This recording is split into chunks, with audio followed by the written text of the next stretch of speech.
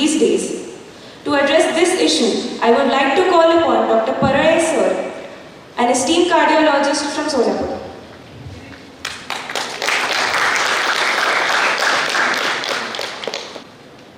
Hi, good morning. Teachers, just one madam, other senior teachers and friends. First of all, I would like to compliment the organizers of this conference for choosing this venue for the conference. I know how much difficult it must have been difficult for them to raise funds to hold or host the conference in this venue. So I would like to congratulate the executive committee members of this conference. The topic that has been I have been asked to speak on is coronary artery disease. Now you know this is such a vast topic and it is extremely difficult to cover this topic in such a short span of 15 to 20 minutes. You can speak days and days together and still you may not completely cover totally. But what I'd like to do is give you some glimpses of coronary artery disease, because major of this crowd seems to be heterogeneous. Majority of them are students, some teachers. So maybe certain things that one should know about and certain things that are relevant that I will try to cover in this short talk of mine today. Now you know the coronary artery disease is basically because of atherosclerosis. Now this is a timeline of atherosclerosis over few years to decades. You will see the atherosclerosis process begins right in the first decade in the form of some fatty streaks, little fatty deposition, and over few years to decades it gradually goes on to form a complex plaque, which ultimately culminates into a major coronary event by thrombus formation like unstable angina or infarction. So this takes few years to decades. Now this process normally is a slow process starting from first decade of life to fourth or fifth decade. But in certain persons, this process is very fast and this complex plaque formation or a thrombotic process may occur early. And there are various factors which promote this atherosclerosis, aggravate or accelerate this process of atherosclerosis, and these are the factors which we know as risk factors. Now these risk factors, you know, there are some modifiable risk factors, some non-modifiable risk factors, certain factors which we can't change like genetic predisposition, sex and age. These are not in your hands. Certain other factors, they are partially modifiable, and certain factors which are totally modifiable. Some partially modifiable factors you will see are these hypertension, diabetes, metabolic syndrome, and maybe little bit body weight. These are the certain things that are partially modifiable. By totally controllable factor, you can say is diet, smoking. So these are the factors which I won't go into details. So these are the factors which are responsible for process of atherosclerosis, and if you want to halt the process of atherosclerosis, you can act at various levels. If you prevent these factors, then this is called as a primordial prevention. So you don't smoke at all, you take regular good diet, you reduce your body weight, that's a primordial prevention. Then if you, the definite risk factors, if you control them, like hypertension is controlled, diabetes is controlled, your sugars are normal, then your weight is normal, triglycerides are normal, HDL goes up, then you can, what you call, this is a primary prevention, that means you prevent the first episode of coronary artery disease. So controlling these factors is a primary prevention, controlling these factors is a primordial prevention, and after you develop an event, maybe heart attack or heart failure, you take the measures, take certain medicines, and you prevent a second episode, that is called as a secondary prevention. So these are the levels of prevention that you can undertake. Now, these are the different risk factors which I talked about. The importance about these risk factors, that their effect is additive, and in fact sometimes multiplicative. Multiplicative means 1 plus 1 may not be 2, 1 plus 1 may be 3. So if you have all these factors together, your risk of having a coronary event is as high as 40% in 10 years. Okay, so it's a very high risk. So it's an additive or multiplicative effect of different risk factors. Now coming to India. Now this is whatever is true for India also, but it is more profound or more serious as far as Indians are considered, Indian subcontinent is concerned. Why I say Indians are considered? Because whatever is true is in India is also true of Indians settled abroad. Okay, so you can see nearly 63% of total deaths, the cause is ischemic heart disease. So it is number one killer in India. Ischemic heart disease is number one killer in India. There are other vascular causes also, but ischemic heart disease is number one killer. The other factors which are, now these are the certain facts that you have to know. These are the facts one has to know, and as an Indian you have to know that India accounts for 60% of world's heart disease, although India accounts only 20% of world's population. Okay? India, particularly city of Hyderabad in state of Andhra, is currently diabetic capital of the world. When heart disease strikes Indians, it tends to do so at an early age, almost 33%. Means in a Western population, heart attack occurs maybe at the age of 50. In Indians, it occurs at the age of 40. So 10 years earlier than the Western population. Okay?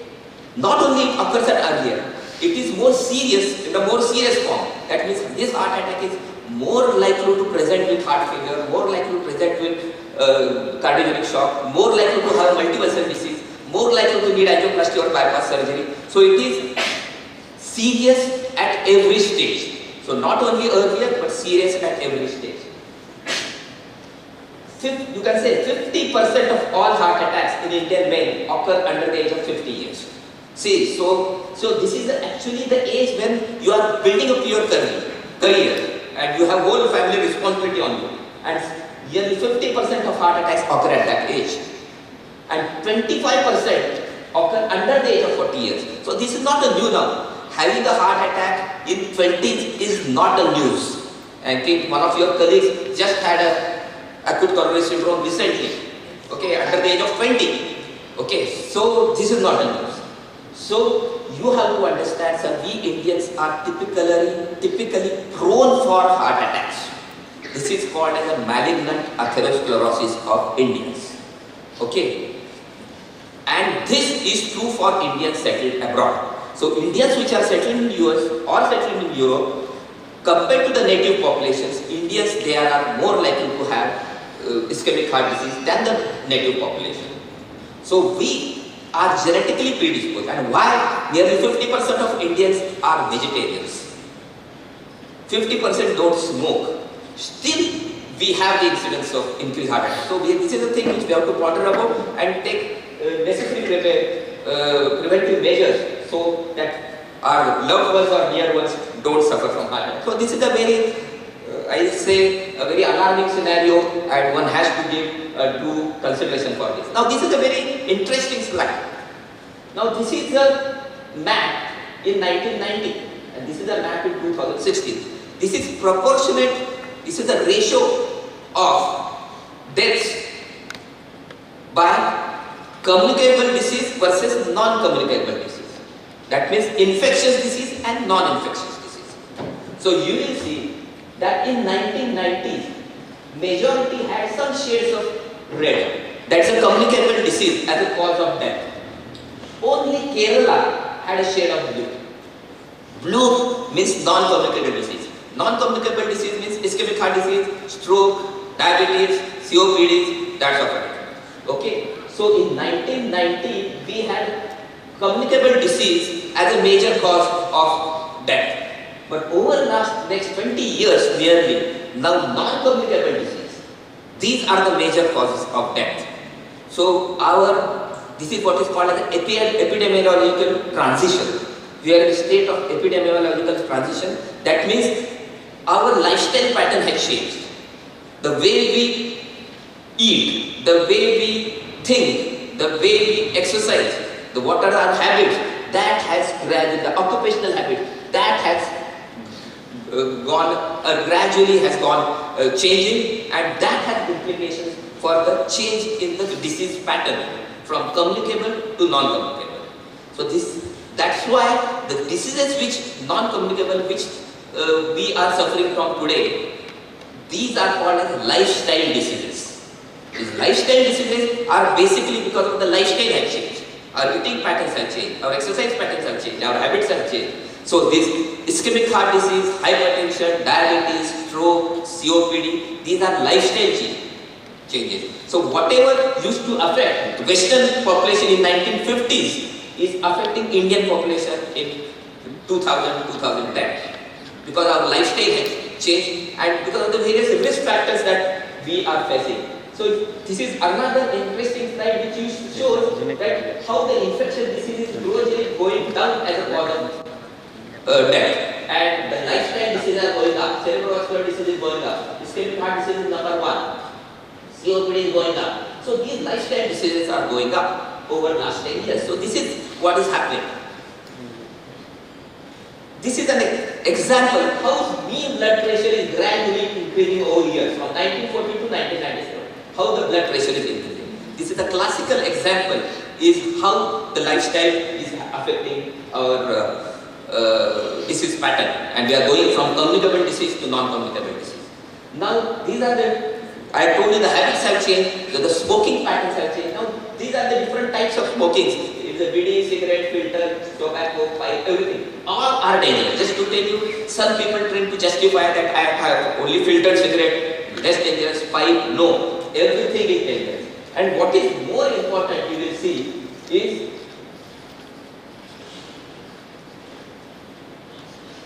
next slide. Is India has 85% of smokeless tobacco consumption. So India amongst the world accounts for nearly 85% of smokeless tobacco. That means tobacco chewing, gutka, or your pan masala, that sort of thing. So this is equally dangerous, and this India is a capital for this, and many people are not aware of this. Now another important thing, I told you, lifestyle change, is you will see smoking causes 5.1 million deaths per year in the world. This is WHO data. And physical inactivity, not exercising, causes 5.3 million deaths over here. So physical inactivity is perhaps equal or more dangerous than smoking. So this is another, what you say, a byproduct of our lifestyle, physical inactivity. So these are the lifestyle diseases I told you, these are the causes for the lifestyle diseases. Now alcohol and cardiovascular disease. Now you will be reading various newspaper articles, then various print and electronic media, they come out that little amount of wine is good for heart. Many so-called pundits, they say, I owe my heart condition to my 2 drinks at night, those sort of things. Many have been, in fact some doctors also tend to advocate that. So let's see how much of the truth is there into that. Now, back to that. Okay, now this is for those who want to know more about alcohol. See, low drinkers means less than 5 grams of alcohol per day. Okay, that is a low drinker. Moderate drinker is 5 to 30 grams per day. Heavy drinkers is more than 30 grams per day. So what has been advocated in the West is less than 2 drinks per day. Now these 2 drinks depend upon which drink you take, and that drink and which drink, that particular drink has the particular amount of alcohol in it. So a beer, 1 drink of a beer means 354 ml of beer. Okay, so a beer contains around 5% of alcohol. So 500 ml is 5%. So 3 is 15 grams. So maximum, that's the beer you can consume in a day. So similarly for other drinks. So this is just for those who want to stick to figures, how much which drink they should drink, if at all it is beneficial. But now let's go to the next slide. Now this is an inter-heart study. This study studied the effects of alcohol or liquor consumption in different populations all over the world, India as well as rest of the world. And it was moderate drinking, that means maximum of 2 to 3 drinks per day. And what were they finding? Yes, alcohol was beneficial, but except in South Asia population. That except Indians, rest of the world, alcohol drinking is beneficial. But in India, you see, this is the Forster diagram. For those who don't understand this is a central line. Anything on this side of the line is good, anything on that side of the line is bad. So except Indians or South Asians, alcohol might be good. For Indians, alcohol is bad, bad, bad. Okay? So you should go home with the message today. Is alcohol has no role in CHD prevention. Okay? So that issue is settled for once for all. Now coming again back to this timeline of atherosclerosis. Now I told you that atherosclerosis gradually progresses over years to decades. But in some, this may not be true. In some, this happening instead at the end of 4 decades, this might happen somewhere here, second or third decade also. And this depends upon the characteristic of atherosclerotic plaque. Now, what kind of atherosclerotic plaque it is? Now, this atherosclerotic plaque, if you know, this tends to occlude the coronary arteries. I'll come back to this slide later. Next. Go further. Right. Now this is a schematic diagram. Now this concept is called as a vulnerable plaque. Vulnerable plaque means the atherosclerotic plaque which is likely to trigger a thrombus formation. Now this formation of a thrombus can occur because of 2 things that change in the plaque. That plaque ruptures or that the surface of the plaque erodes.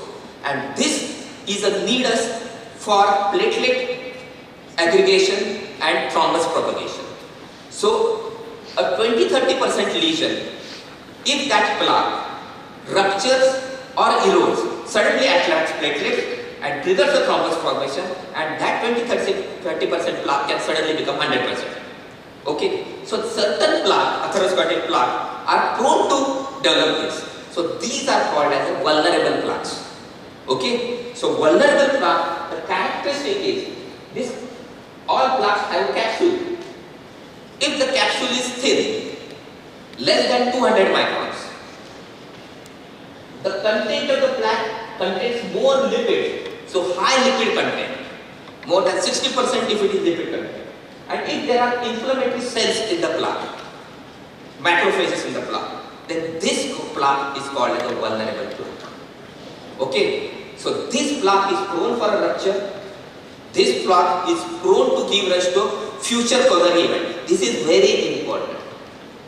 This is important for first you have to know that because, go back to the previous slide. Now, next, right. Now you will see this is the coronary angiogram. Here you don't see any narrowing of the coronary artery. Do you see any narrowing of the coronary artery? It is absolutely smooth, right?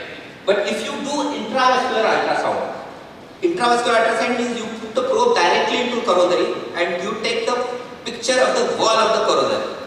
This is called as IVUS, intravascular ultrasound. We do it in our lab. Okay, and you see, then you see actual wall and this is the lumen.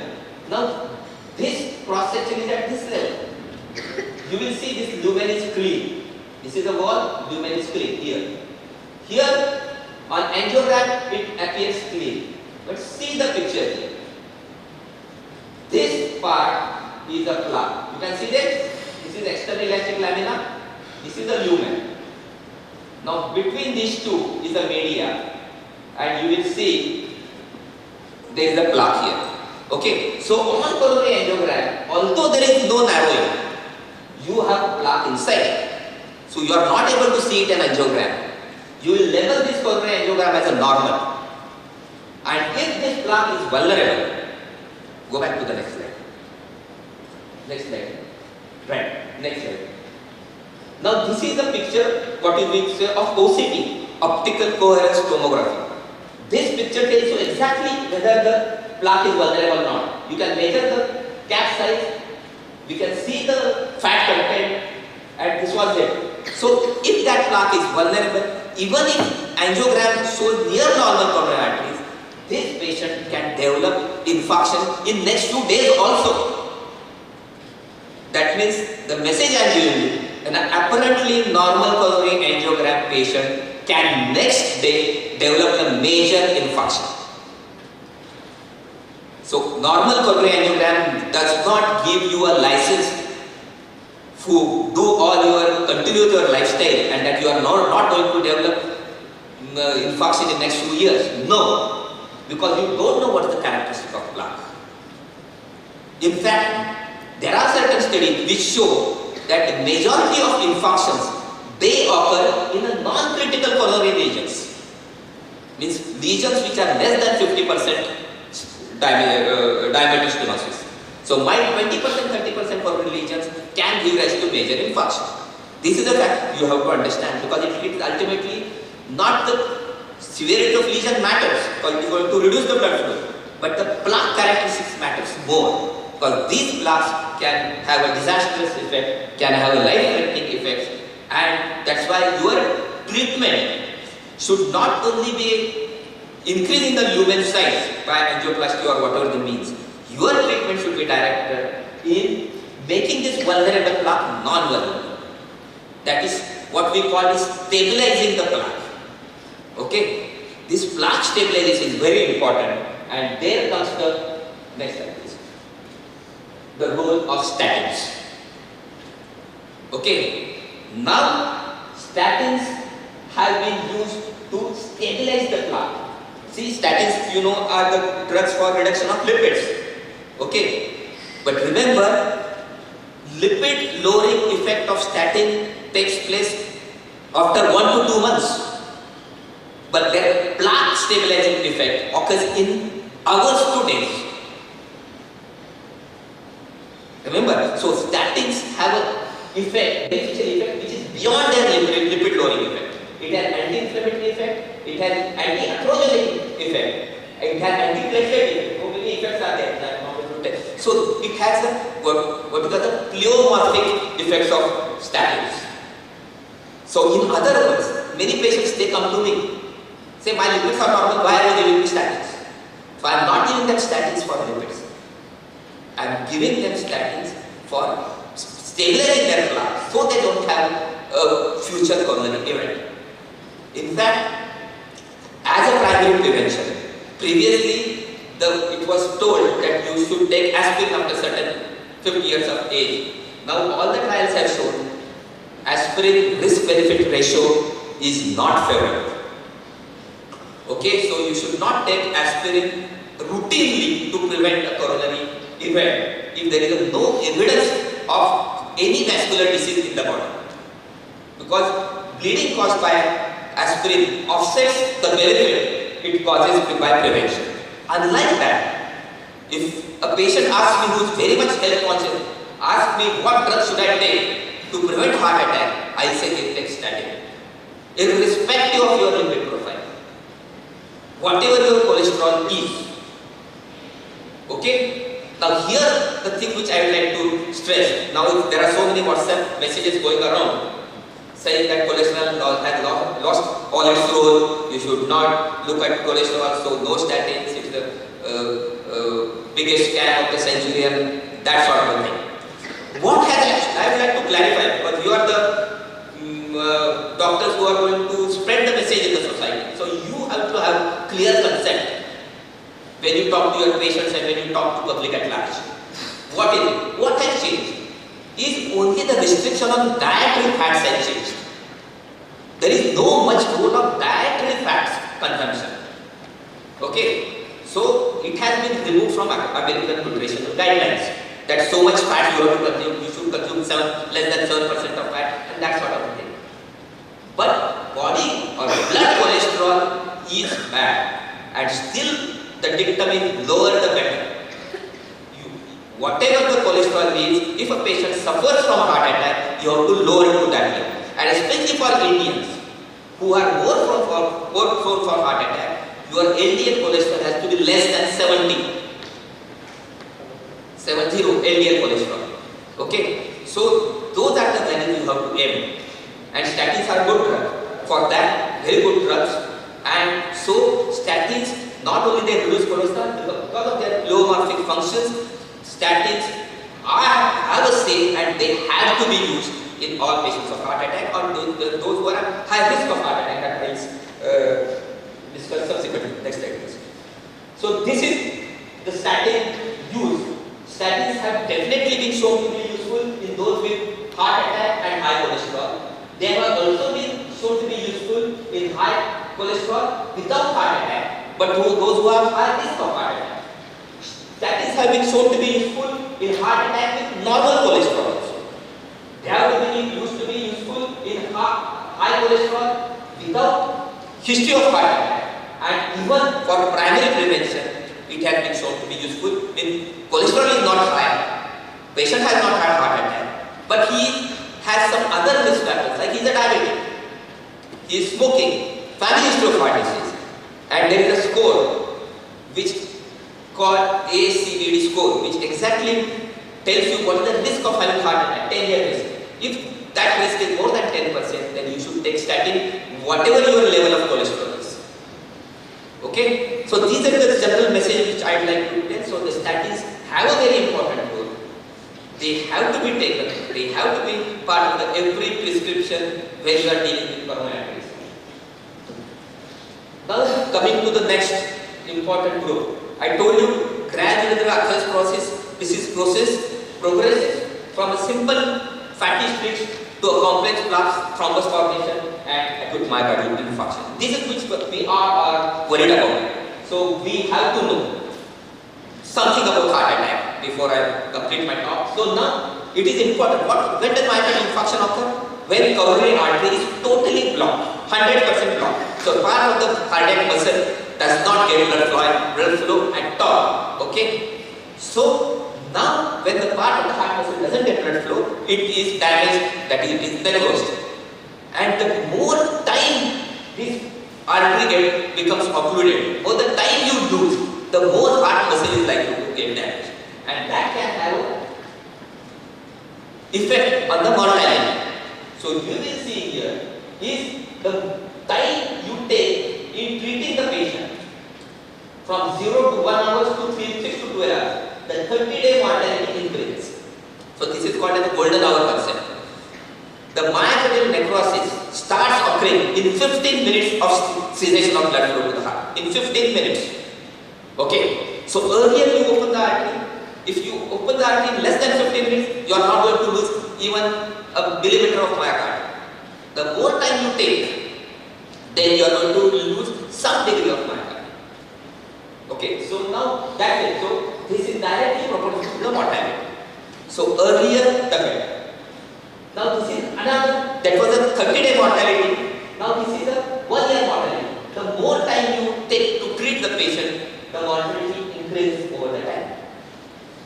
So time is muscle and time is fun. So you have to move fast. Now the way you open the artery, there are two main treatment modalities which are available. You know, one is thrombolysis and second is angioplasty. Now it has been conclusively shown that angioplasty is better than thrombolysis. Angioplasty success rate is to the tune of 90 to 95%. Thrombolysis, depending upon the thrombolytic agent which you use, the success rate is between 50 to 70%. Okay, so if it is feasible, if it is financially possible, and if logistics are favorable, that means you can get a cath lab early, then angioplasty is preferable to thrombolysis because it is useful in prevention of death, prevention of future events, all sorts of events. Okay. Now the main challenge in doing angioplasty is if you have to do it, you have to do it early. I told you if you lose time, even if you do angioplasty few hours late, then that advantage is gone. So what is the time window in which you have to get angioplasty done? This is called a door to balloon time. That means patient reaches hospital door, and from that time till the time you dilate the balloon in the coronary arteries. So this is called a door to balloon time. This door to balloon time, if it is less than 90 minutes, then you have a great advantage of angioplasty. I will give you an example. A person in Mohol, suppose he has heart attack. Now, the doctor there has to decide whether he has to give thrombolysis or he has to do primary angioplasty. Okay. Now, approximate transport time from Mohol to Solapur is 30 to 35 minutes. Okay. So, if he moves fast, in 35 minutes he reaches Solapur, where the angioplasty facilities are available. 15-20 minutes it further takes to prepare the patient, organize the cath lab, call the personnel. So roughly in 60 minutes, patient reaches the cath lab. From puncture, cannulation of the coronary and opening, it takes 10-15 minutes. So in less than 90 minutes, you will be able to open the arteries, barring some exceptions. So a whole patient, if properly organized, can undergo a primary angioplasty. Same, if it is a patient from Pandharpur, it will take nearly 1 hour 15 minutes, even with the best road today, to reach Solapur. So to do a primary angioplasty, a patient coming from Pandharpur, the door to balloon time will cross 90 minutes. So if your door to balloon time is going to exceed 90 minutes, it's better you thrombolize that patient first. Okay? Then from 100% coronary occlusion, even if thrombolysis makes it 99 or 90%, partial thrombus even if it is dissolved, some degree of forward flow is, if it is established, then some degree of myocardial salvage can happen. Remember? So that's how you have to decide logistics. In India we are not deciding logistics, but abroad this is how they decide that. They use helicopter ambulance to shift that patient. They thrombolize in the ambulance. So all this benefit is taken, and everything is decided for a door to balloon time. Okay, so earlier the time, more myocardial salvage, more reduction of mortality. So I will come back to this slide later. Now, in all this, you don't forget about aspirin. See, aspirin reduces mortality by 23%. This mortality reduction, this figure will become assumed importance when I tell you that this is equal or more than mortality reduction by streptokinase.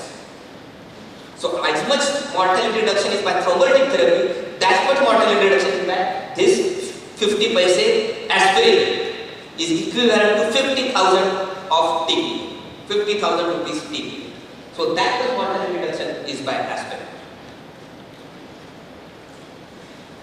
Now this is about statin. I told you about statin. But now this slide tells you is the earlier statin you give. If you give statin immediately in first 24 hours, your benefit is maximum. If you give in 48 hours, yes, still it is beneficial. But if you give after 3 days, statin loses its role. Okay. So not only you have to give statin, you have to give it early. You have to stabilize the plant early. So that is important. So that's how the statins have a role. So you have to use statins as early as possible in acute myocardial infarction. So with all these therapies, so you use thrombolysis, you use the primary angioplasty, you use this secondary prevention. Go back to previous slide. Next, right. Good. And all these are called as secondary prevention strategies. That is, now this is an interesting slide. This is a temporal observation of how the mortality in acute myocardial infarction has reduced. Now this was in 50s. The mortality was somewhere around 30%. And today the mortality is less than 5%. From 50s to 70, 1950 to 1970, what happened? That mortality reduced somewhere here. This mortality reduction was to the tune of 20% mortality reduction from 50 to 70. What happened? Only thing that happened was introduction of coronary care unit, CCU. And what did you do in CCU? You didn't have all this fancy thrombolytics, or you didn't have angioplasties, you didn't have all modern medical statins, but still 20% mortality reduction wasn't there. How? Remember, 60% deaths after acute myocardial infarction, they occur in the first hour. And 95% of these deaths are totally preventable because they are because of ventricular fibrillation. So these are sudden deaths, and these deaths are not dependent on infarct size. How big is the infarct? Even a small infarct can trigger ventricular fibrillation and patient can die. So this death can 60% of what you see when patient suddenly died. He had chest pain and suddenly died. Sushma Swaraj talks on phone at 8:30, at 9 she is no more. This is ventricular fibrillation. They occur in first hour. This ventricular fibrillation, if you are in coronary care unit, you give a DC shock and patient is normal. You have saved thousands of lives because of this. And that's the importance of coronary unit. Coronary unit is not because it's for AC. Okay, many patients feel that it is for AC. No, it is for monitoring for arrhythmias and treatment of arrhythmias. And this treatment, arrhythmia is the major contributor of mortality early in infarction, especially with first hour. So this 20% reduction is because of availability of monitoring facility, that was introduction of CCU and defibrillation facility. You will see subsequent drop in mortality is only 5 to 10%. It's a major reduction in mortality because of defibrillation. So first drop is because of the introduction of coronary care unit. Subsequent reduction in mortality is because of aspirin. Then reduction in mortality is because of thrombolytics by 10 to 15%. Then because of angioplasty. And now the mortality reduction is what? Is it door to balloon time. Reduction of door to balloon time and all your subsequent treatment modality. Now this is a curve which tells you that all the secondary prophylactic treatment. That means you do primary angioplasty, then you give various medicines. Statins, aspirin, other antiplatelet agents, beta blockers, ACE inhibitors. So all these medicines, then your survival rate goes up. If you drop certain medicines, then survival rate goes down. So all these therapies, so thrombolytics, primary angioplasty, aspirin, statins and other measures, with these measures we are able to bring down the mortality because of infarction to less than 5%. This is. Now I will just give you an illustrative example how primary angioplasty is useful. Next. Now previous. Right. Particularly. And next, appearance. Play. Right. Particularly. Now this was a 36-year-old school teacher who came to me with acute ventricular infarction, 36-year-old. He had extensive ventricular infarction. When he came to casualty in Ashwin, his blood pressure was not recorded. His radial pulse was not felt.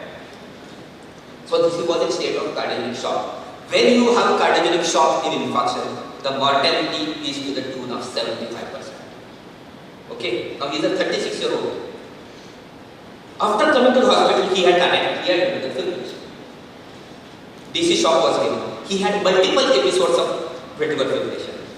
He continued to receive multiple DC shocks, cardiac massage, and somehow he survived. He didn't have any responsible relatives with him. Someone's neighbor or friends had brought him. Now I knew this was the only chance to save him was angioplasty. But even with angioplasty, the mortality rate is going to be 75%. But he was a 36-year-old. I thought whatever the benefit he gets. So without the consent from any responsibility, because there was so much money is involved in angioplasty. I didn't know whether he was able to pay, but I thought I should try. whatever, whether he pays or he doesn't pay, I should give him a benefit of life if he survives, and decided to take him for angioplasty. I did angiogram. Now, most of you are not aware how coronary angiogram looks like, so you will not be able to appreciate. Now, here you are able to see a small stump of coronary artery, very small stump, just a 1 centimeter stump. This is a left main coronary artery. Now, coronary artery, there are 3 coronary arteries. One is on the left side is the left main coronary artery, which supplies blood to nearly 80 to 85% of the myocardium. This divides into left anterior descending and left circumflex arteries. This is on the left side. And then you have a right coronary artery. So left circulation accounts for nearly 80 to 85% of myocardium, and right circulation around 15 to 20% of myocardium. So you can imagine this left main coronary artery is totally occluded. So 85% of myocardium is damaged. When you have left main coronary artery occluded, this is virtually a death warrant. Patient cannot survive. Cannot survive. So when I saw this angiogram, I knew I was doomed. This patient is not going to survive. In spite of the best results, you have 100% RT, there is no flow at all.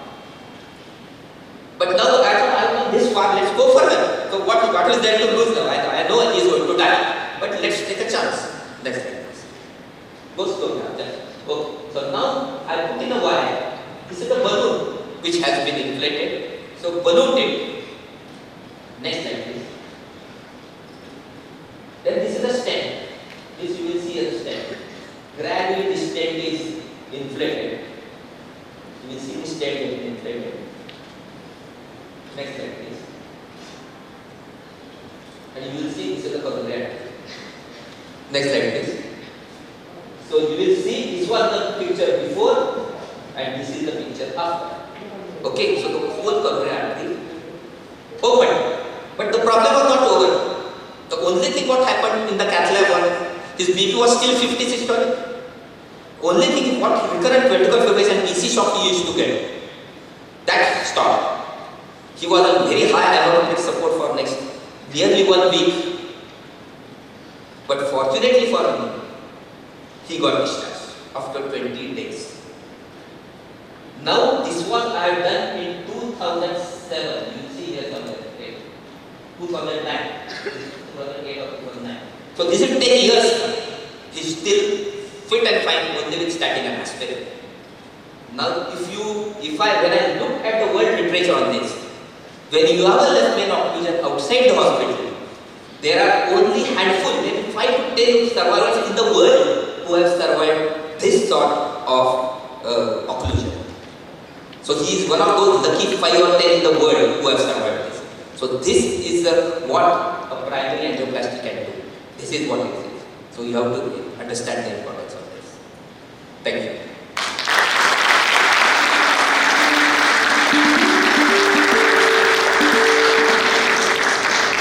Thank you, sir. I now request Dr. Savaskar ma'am to felicitate sir.